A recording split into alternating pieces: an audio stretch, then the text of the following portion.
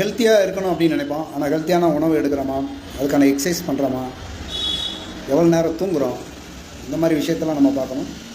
Example, சிலர் weight அதிகமாக இருப்பாங்க, வெயிட்டு குறைக்கிறது ட்ரை பண்ணுவாங்க. சாப்பிடாமல் இருந்து வெயிட்டு குறைக்கணும் அப்படின்னு பார்ப்பாங்க.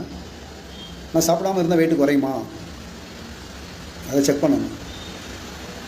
இல்லை சாப்பிட்டா குறையுமா, ஆனால் என்ன சாப்பிடணும் என்ன சாப்பிடக்கூடாது இதெல்லாம் தெரிஞ்சுக்கிட்டு அவங்க பண்ணாங்க அப்படின்னா இந்த வெயிட்டு குறையிறதுக்கும் ஹெல்ப் பண்ணும், ஹெல்த்தியாக இருக்கிறதுக்கு ஹெல்ப் பண்ணும். இப்போ சாப்பிடாமல் வெயிட்டு குறைக்கலாம் அப்படின்னா சாப்பிடாமல் என்ன மாதிரி விளைவுகள்லாம் வரும் அப்படின்னா ஹெடினஸ் வர ஆரம்பிக்கும், பாடியில் சுகர் லெவல் டவுன் ஆக ஆரம்பிக்கும், லோ பிபி வர ஆரம்பிக்கும். இந்த மாதிரி வரும்போது அவங்க ரொம்ப மோசமான நிலைமைக்கு போவாங்க. அந்த மாதிரி விஷயம் இருக்கும்.